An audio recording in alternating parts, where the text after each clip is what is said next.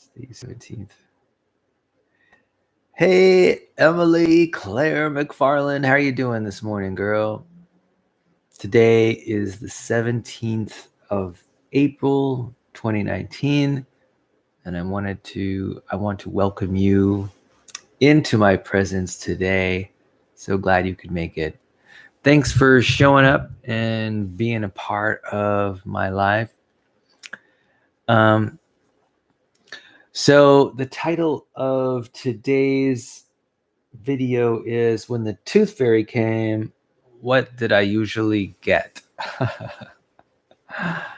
So I might have mentioned in the past that I grew up pretty religious.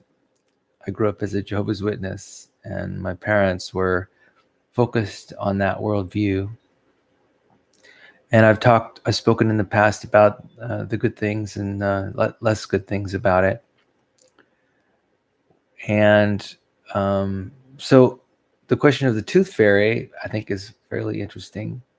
I think I can remember that instead of sort of talking about a tooth fairy specifically, I think my dad would give me money for the teeth that came out. I think he would say, "Oh, your tooth came out. Here's $5," or something like that. I think that might have happened once or twice. And now, of course, when you've got 6 kids and they're all losing their teeth, you don't. I'm not sure you value that experience. After it happens for the 20th, 30th, 40th time, my guess is that you start thinking less about it. And so generally, tooth loss was eventful for the person who's losing the teeth, certainly. And I think occasionally we'd get rewards. Maybe it was $1 or maybe $2 or something like that. I don't think it was ever put under a pillow. It was just offered to us as a gift, as a part of the celebration of growing up, right? And losing your teeth, your baby teeth. So that was fun, I guess. Now I could remember, of course, as a kid, being really challenged about how to deal with loose teeth. I can remember sort of shifting my teeth backwards and forwards, right, and the sounds that it makes, and feeling what it feels like for that to happen. And I can remember seeing, my teeth getting loose and rocking back and forth. And of course, it's bothersome to a kid. I know that as a kid, you pay a lot of attention to it. And I know sometimes there's a lot of consternation between parents and children when it comes to how to deal with it, right? In fact, I think I remember at least ideas about putting strings around our teeth and pulling at them. I think I might have even tried that with dental floss. I don't think I ever went so far as to attach the other side of the dental floss to a doorknob or anything like that. Although I might have done it, I suppose. What I do remember is that on occasion, my dad would offer to pull the tooth. And I think at times we were agreeable to that. Dad would just get in there with his hand, I remember, and he would grab the tooth and he'd go 3, 2, 1, rip. And it worked a couple times. I have a feeling that a few times it might not have worked, but I have a feeling that most of the time it kind of worked. And so that was cool. That's an interesting memory. I haven't thought of that idea for a long, long time. But yeah, see, there were 6 kids in my family. And so teeth were being lost left and right. In fact, I remember keeping teeth around that I had removed from my teeth, from my jaw, right? And sort of storing it in a paper towel and just sort of tucking it away somewhere. Why I did that, I don't know. I seem to remember that the tooth pretty much stayed the same over time. And then I think I might have lost it or thrown it away. I forget what. It's kind of interesting, that whole ritual related to pulling teeth, baby teeth, getting those baby teeth out. On the one hand, you feel great that you're growing up and becoming an adult. But on the other hand, it's kind of painful and bothersome and a bother. So, yeah. Now, losing a tooth is not something that's happened to me lately. In fact, I haven't lost a tooth since I was a kid. And one thing I'm really grateful for is that, when I was a kid, I had a couple cavities. I had like 4 or 6 cavities in my teeth growing up. I'm not sure how many cavities you had growing up, but I had, quite a number of cavities. Thankfully, all of those cavities were in baby teeth. And when my baby teeth came out and my adult grown teeth came in, I lost all my cavities. They're all gone. In fact, when I was a kid, I actually had mercury fillings. I had those teeth filled. I probably had 2 or 3 fillings. Thankfully, it was in baby teeth, and today I do not have any mercury fillings at all in my teeth. I have no cavities to speak of. And that, I think, is just a stroke of luck. A serious case of luck. And the reason why I think so is because, I didn't take particularly good care of my teeth when I was a teenager and when I was a young adult. I did the best I could, of course, through brushing my teeth. I don't think that I flossed that much. And so I'm really surprised that I didn't get a cavity. I didn't go to the dentist very often. I don't think my dad had dental insurance. He was never really a strong believer in dentistry in general, and or actually in healthcare in general. And so I didn't go to the dentist very often.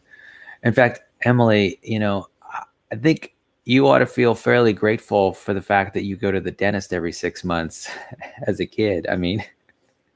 Because that was not the case with me growing up. I might have been to the dentist, say, when I was 6 years old, and then the next time may have been maybe when I was in 9th grade, and then maybe the next time I had my teeth taken out, my wisdom teeth taken out, when I was maybe a senior in high school. So, in fact, Emily, that's something for you to consider. I had my wisdom teeth taken out, all 4 of them, when I was a senior in high school. I think I was a senior. Yeah, I was either a junior or a senior. I was pretty old. And what was happening is I was actually feeling the effects of having wisdom teeth that were erupting out of my gums. The wisdom teeth are the rearmost teeth on my bottom jaw on either side, and the rearmost teeth on my top jaw on either side. And I think at least the bottom ones were really starting to come in, and they were sort of emerging through the gum line, and they hadn't actually made it through the gum line. The gum was still over the tooth, but the bump was sort of rubbing against my other teeth, or maybe even other bumps from wisdom teeth coming down. And Man, did they hurt. It was painful, is what it was. It was really painful. And it was sort of like that. I don't know if you've ever felt that when gums get irritated and swollen, it's like it feels good and feels bad at the same time. It's like this really weird kind of ache. It's like an ache. And I felt it every time I sort of brought my two jaws together. You know, every time I ate food, I would irritate those mounds that were over my wisdom teeth. And yeah, it was painful. And thankfully, I was able to go to the dentist and was able to get that wisdom tooth operation. It was what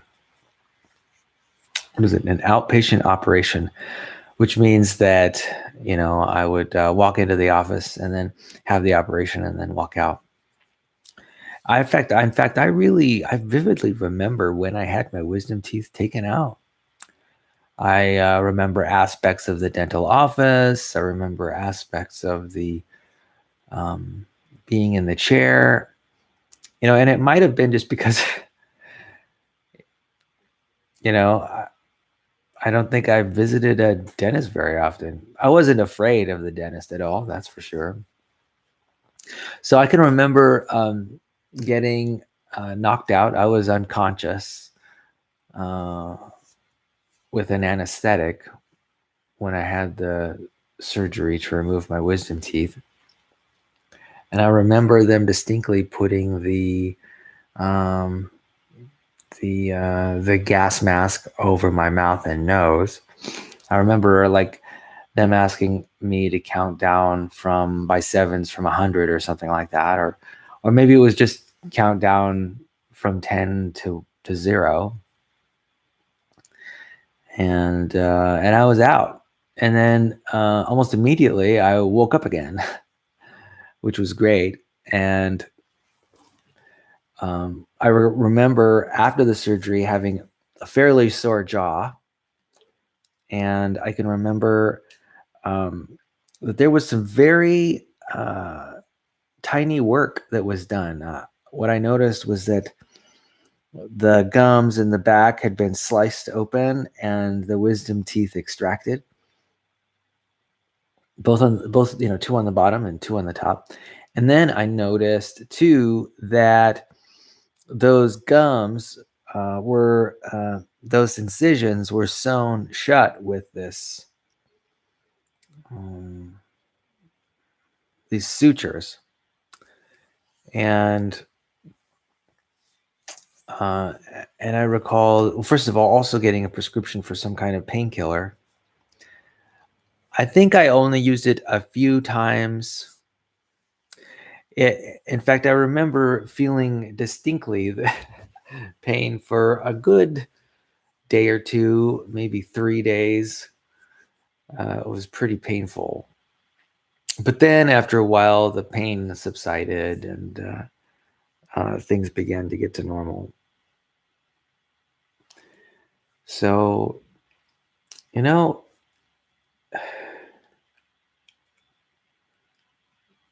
I can also remember that the sutures coming out in time. It took about 3 or 4 weeks, something like that. Maybe it was 2 or 3 weeks, but eventually the sutures found their way outside of my mouth. And now I was kind of assuming that they would dissolve, I guess, but they did not dissolve. In fact, what happened was that they just came loose. They just, maybe they did break down somewhat, but I remember pulling out of my mouth the sutures one by one by one by one, all 4, right? 2 on the bottom and 2 on the top. And they were like strings about this long. And, they just kind of came out, which was fascinating. They were actually also kind of bothersome as they were loose back there. Anyway, today I am without my wisdom teeth, thankfully, and I haven't had a problem since.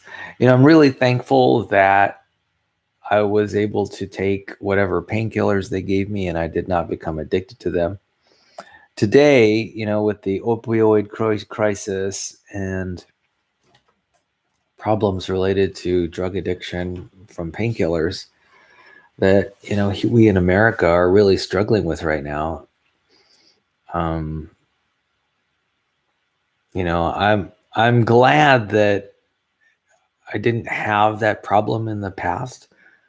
And I really feel sad for the kids that are becoming addicted to painkillers as a result of these dental procedures. I think I might have read one or two articles on the internet about it, and my heart really goes out to these kids who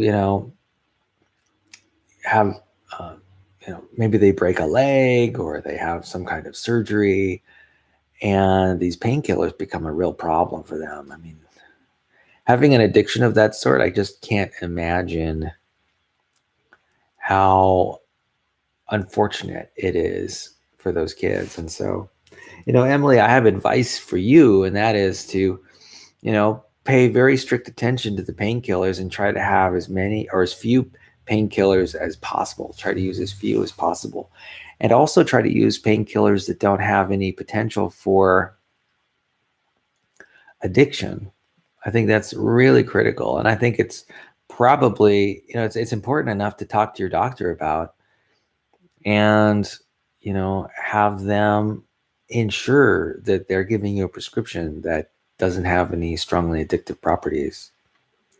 Because here's the facts. I mean, having 1 or 2 days of a lot of pain is not that bad. Even if it's severe pain, I think it can be tolerated for at least 1 or 2 days. And, moderate pain and medium levels of pain, and it also can be tolerated quite well by human beings. The fact is that, human beings have been enduring pain for millennia. And, I think our brain does a pretty good job of, moderating the amount of pain that we receive and that we experience. And, the pain changes. One thing I've realized as I've grown older is that, pain is just not constant and continuous. At least the pain that I know of.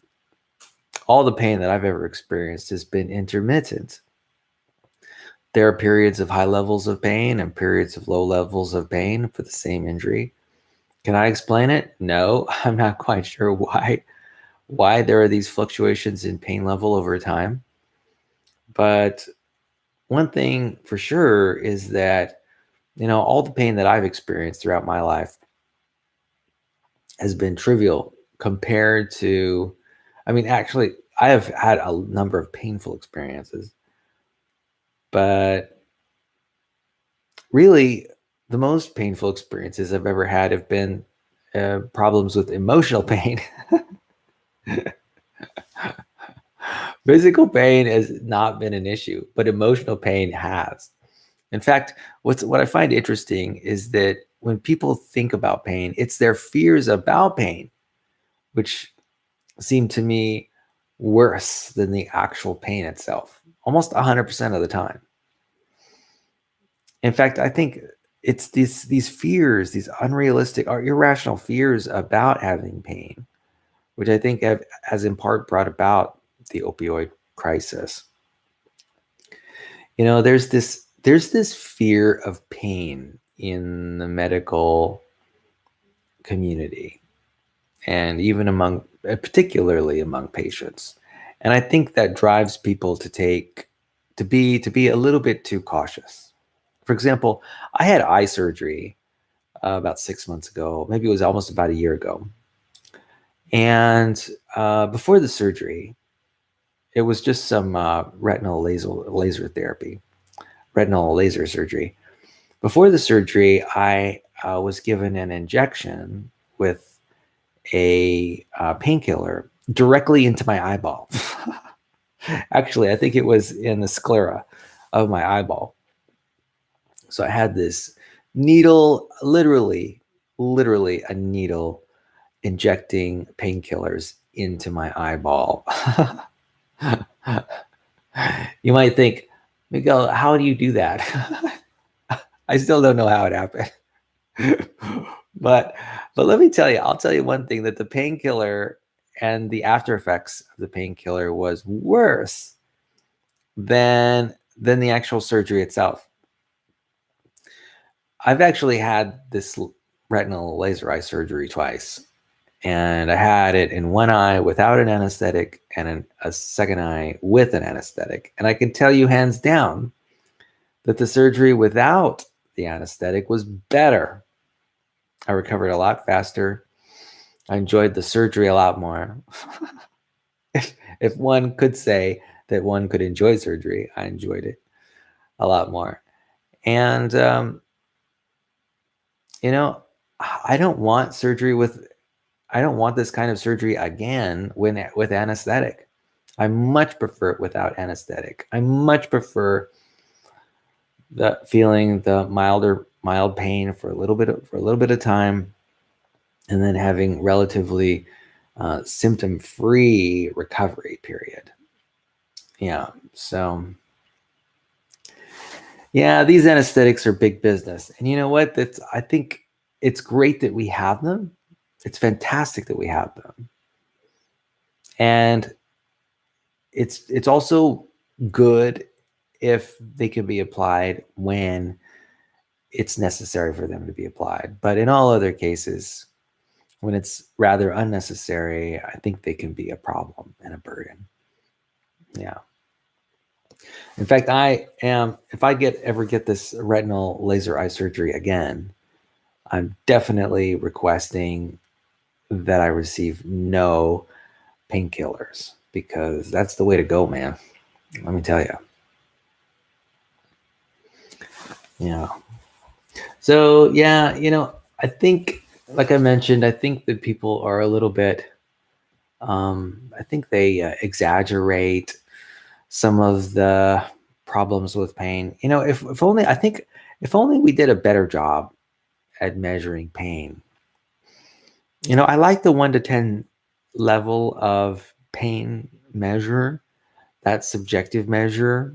And I kind of wish that doctors would ask that question more often. And I have a feeling that a lot of doctors do ask that question. Of course, there's also another aspect of it, and that is that some people experience more pain than others, given the same surgery, given the same situation. Now, I've heard that redheaded people tend to be more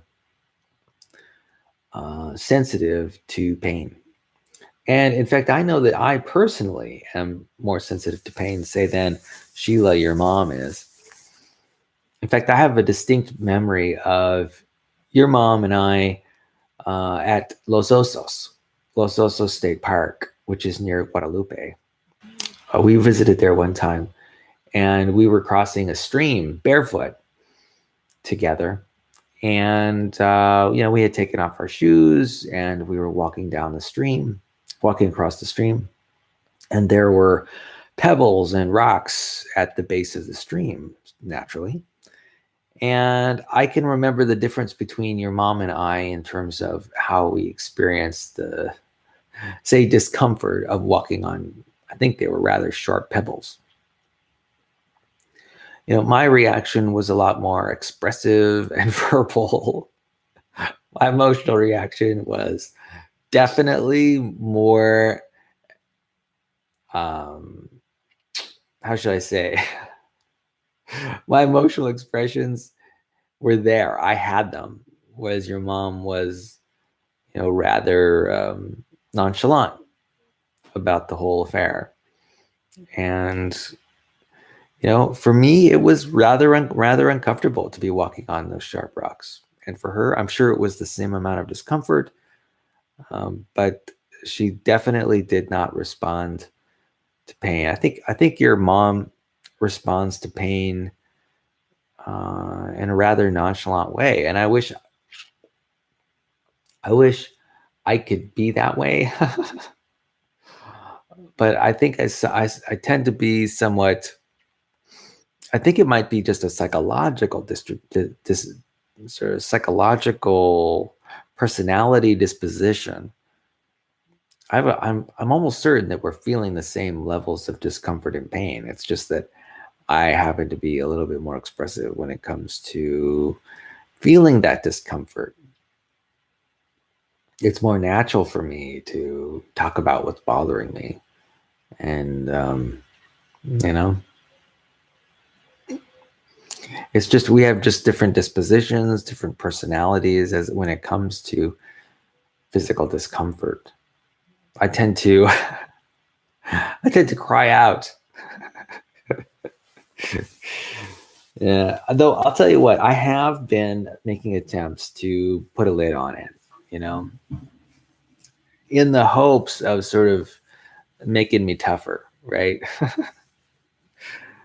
And I think sometimes it works, but I have a feeling too that sometimes it doesn't work so well. So getting back to wisdom teeth. So Em, I know that you're a freshman in high school right now, and so I'm guessing that maybe in the next 2, 3, 4 years, you might be getting your wisdom teeth out. Just from a genetic standpoint, that's the only reason that I might be able to predict you getting your teeth out. And I do have some vague recollection that your mom had her wisdom teeth taken out too. I don't know when her wisdom teeth were taken out, but I'm guessing she was probably in high school when it happened. So, it's kind of interesting how, you and I both are sort of having experiences with dentists and orthodontists. Need I say it again, but I'm really happy about getting my braces out on May 7th. I did make my final orthodontist appointment to have these braces removed, and I'll be thankful when they're gone. Oh boy. I'm dreaming about my ability to eat apples when I get my braces off. And I don't know. I've had braces on for so long. I'm not sure it'll make a big difference at all. Now, I eat apples now. I just eat apples that have been sliced, right? I'm also finding alternative crunchy vegetables that I have no problem eating with braces on. For example, celery. I'm loving my celery right now, and I go through, I don't know, 1 or 2 bunches of celery a week, and it's great stuff. One thing I like most about celery is that it has a very low calorie count. So I can have like 6, 7, 8 sticks of celery, and all of that will be only like 30 calories, which is amazing. Amazing how low in calories celery is. So I'm loving that. I love to, chew, and I love crunchy stuff. That's one of the things that as a vegan I kind of miss, is I kind of miss crunchy stuff. Or I should say, as a low-fat vegan. That's why I place so much value on potato chips, the baked potato chips that I get. Is because it's nice to have that crunch. I don't know what it is. There's something about that crunch. So I'm really loving like crackers, like low-fat crackers, and potato chips, celery, and apples, things that have a crunch. Yeah. Speaking of food, I've been really interested lately in smoothies. I've been eating lots of different kinds of smoothies. In fact, this morning I had a kale and a grape juice smoothie, and that was pretty much all it was kale and grape juice. It was okay. Usually I mix kale with pineapples, like crushed pineapples, And quite often I'll add a banana for extra sweetness. And that works just great. I'm loving the smoothies that I'm eating. In fact, I tend to eat a smoothie every morning. And this morning I had 2 cups of kale in my smoothie, which is amazing. I've been reading on the internet how a phytonutrient in kale called lutein plays a role in brain health. That somehow the brain really loves lutein. It has an affinity for lutein and it takes up lutein rather easily. And I've also been reading studies about how lutein can quicken cognitive processing and how lutein can even increase IQ and how lutein can help stave off dementia. And it's just really good for brain health. And for some reason, that fact is really compelling to me. It's like, oh, okay, so it's just another reason for me to eat kale and keep eating, say, a cup of kale a day, which would be amazing if I could do something like that. In fact, I think I remember reading about a study that discovered that people who ate about a cup of kale a day or a cup of spinach a day had brain health that was on average 11 years younger than their counterparts that did not take kale every day. And to me, that is remarkable.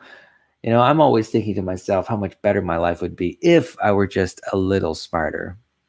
I mean, if I had 5 or 10 more IQ points, I think to myself, man, I could really make some huge improvements in my life. I have a feeling that, and it's not just IQ, right? It's all kinds of intelligences. It's multiple intelligences, emotional intelligence, verbal intelligence, expressive intelligence, even intelligence related to moving of my body. You know, if I could get any kind of an edge in terms of my brain health, that would be amazing. You know, one reason I am aware and taking note of my brain health is that on my mom's side, my great grandma had Alzheimer's. And not only did my great grandma had Alzheimer's, but also my grandma had Alzheimer's, or at least was getting there, getting there pretty good. And so I've got this Alzheimer's gene in my genetics from my mom's side. That is also a warning to you, Am, you know, that you may have the same gene as well. And so I am very focused on ensuring that I stave off problems with dementia and cognitive decline and schizophrenia for that reason. And so this information about greens helping to preserve cognitive ability is something that is really compelling to me. It's like, wow. You know, the other day I was thinking about what is the most valuable thing in my life? You know, in my entire life, what is the thing that really has the most value? And really, the answer is my brain. My brain is my most valuable object that I own because my brain makes everything possible. It makes my relationships possible. It makes my happiness possible. Every material object that I have acquired because of my brain. In fact, my brain is what makes my health possible. What makes exercise possible for me. You know, the brain is the origin of everything that's good in my life. And it's really the only medium through which I can enjoy the things that I love. And so, I mean, given that fact, that my brain is the most important possession that I have.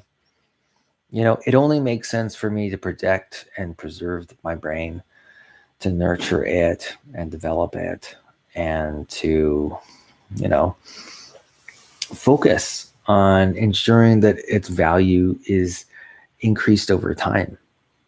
And to know with a lot of certainty that leafy greens, dark leafy greens like kale and spinach, are really helpful foods that support brain activity and cognition is extremely valuable. Just having that knowledge is valuable.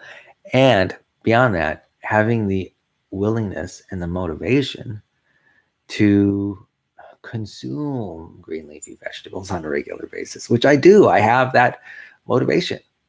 And so, anyway, I'm feeling really good about the prospect of eating green leafy vegetables on a regular basis. Vegetables like kale, in particular, because of their lutein and zeaxanthin phytochemicals. Yeah. So anyway, that's really interesting to me. That's really important to me because I have a feeling that if I can keep my cognitive skills, my cognitive speed high, that my life will be easier. Really, you know, it kind of all boils down to that. How easy can my life become? Will these dark green leafy vegetables raise my my mood levels? You know, will these dark leafy green vegetables improve my memory? Will these dark leafy green vegetables quicken my mental processing? You know, if they can do that, even by 5 or 10%, I think that is a significant margin. I mean, 10%, can you imagine having 10% in cognitive ability? I mean, that's profound. That's a profound difference. And to sort of reap those benefits just by eating, say, 1 cup of kale, which is super easy to do. I think kale is rather inexpensive. And, you know, I can throw together a kale smoothie in the blender in about 5 or 10 minutes. And probably even less than that, maybe even like 5 to 7 minutes. You know, taking 5 to 7 minutes out of my day to ensure that my brain is healthy is significant. I mean, it's really significant. To take 5 or 10 minutes out of my day to get 10% improvement in my cognitive skills is like a bargain. It's a super bargain.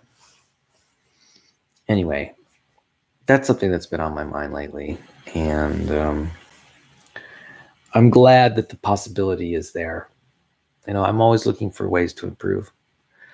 Some other things, since we're talking about food. I know, I like talking about food a lot.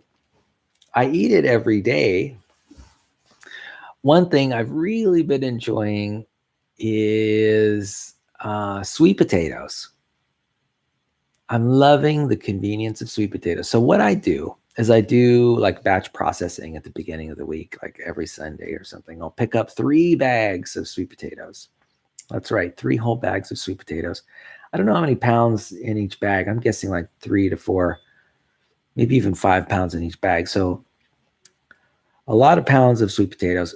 When I get home, I clean the sweet potatoes and throw them in the oven for 45 minutes at 400 degrees Fahrenheit. After 45 minutes, the sweet potatoes have been cooked, and I toss the sweet potatoes into bags and I stick them in my fridge. And for the rest of the week, I've got cooked sweet potatoes ready to go. I mean, ready to go. I throw down my favorite ketchup, barbecue sauce, or mustard, or hot sauce, or who knows, you know, chili powder and white vinegar or whatever, balsamic vinegar. Those sweet potatoes become a meal like that. It's quick, super quick. And what's great about sweet potatoes is they've got tons of micronutrients. They've got lots of carotenoids, right? Vitamin A, extremely nutritious food. In fact, I think sweet potatoes are probably one of the most nutritious foods in the world.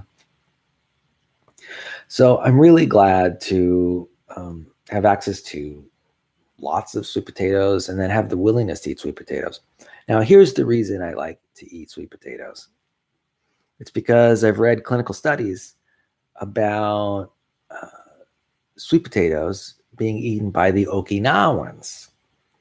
So here we are going to the Okinawan diet. Now, Okinawans, at least the Okinawans of the 1950s and before, were some of the longest lived people on the earth, right? Their average lifespan was in the hundreds, in the low hundreds, right? Maybe not, but I know that they had some centenarians, many centenarians who were Okinawans back in the 1950s. And so I've read one or two studies about their nutritional status, right? The kind of foods that they ate, the amount of calories that they ingested. Turns out that the Okinawans ate a lot of sweet potatoes, and not just a few sweet potatoes, but like 80% of their diet, of their calories, came from sweet potatoes, which is an incredibly huge amount of they were almost like a sweet potato eating civilization, right? A sweet potato eating community. And I mean, right there is a connection that is remarkable. Just the long life linked to their sweet potato diet. So I'm willing to give it a try. I'm willing to give it a shot. I have a feeling that I'm on the right track. So, in fact, I try to eat like an Okinawan, at least now. That's sort of like my mantra, where, I ask myself, would an Okinawan eat this? Not to say that Okinawans are like super smart or anything. It just so happened that they lived on an island in a circumstance, they had that. I'm sure sweet potatoes were pretty much their only food. Back then, you had to grow your own food. If you're on an island and you don't have easy access to the mainland, you got to basically grow your own food or catch it in the sea in the form of fish or crustaceans. And the studies that I've seen about the Okinawan diet suggested they were essentially a low-fat vegan community with a focus on sweet potatoes and low-fat and high levels of community and exercise for each individual. And I've actually been trying to do that, trying to duplicate the Okinawan lifestyle here in California, the 1950s Okinawan style. Now, there are a lot of things. There's some things that I can't get access to. For example, I know that specifically the Okinawans were eating the purple fleshed sweet potatoes. Now, I personally don't have easy access to purple fleshed sweet potatoes. And so what I do is I try to eat a lot of blueberries to get my anthocyanins. So I figure that if I eat a lot of sweet potatoes with the carotenoids and I eat a lot of blueberries with the anthocyanins, that would be an amazing combination, a combination that blue-fleshed sweet potatoes would, I guess it would mimic the blue-fleshed sweet potatoes. So that's my thinking. It's pretty basic, but I think it's, it's what I got. It's something that's easy, quick, something that I can rely on, something that seems to work. I've been checking my levels of inflammation lately. That is my C-reactive protein numbers and my white blood cell count numbers, and things are looking fantastic. So anyway, I am going to wrap this video up. I want to thank you for being a part of the conversation. I want to thank you for your presence. I hope you have a wonderful rest of your spring break. Your spring break is already half over. And I want to let you know that I'll be going to Springfest this weekend, and I'm going to be picking up wristbands for the roller coaster rides. And I'm going to be doing a lot of that this weekend, probably. And so I want to invite you, if you have an interest in going to Springfest and doing some roller coasters, come on down. Let's do them together. That sounds like a lot of fun to me. In fact, maybe today after work, I will get my wristband. Or no, maybe Thursday. Or maybe I'll just get it the day of. Who knows? So, Emily, I hope you have a fantastic spring break. Enjoy your freshman year of high school, and I guess I'll talk to you later. Have a good one. Bye-bye.